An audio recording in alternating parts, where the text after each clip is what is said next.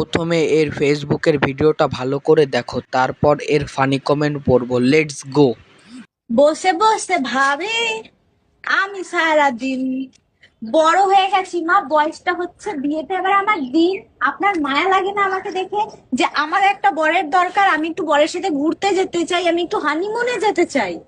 তোকে কোনো ছেলে না পছন্দ করলে সেই দায়িত্বটা কি আমার?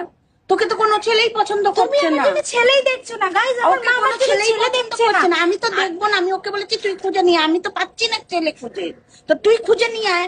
আমি যদি तो चलिए शुरू करते हैं। তুমি বসে বসে ভাবো আর নাইটি তোলো।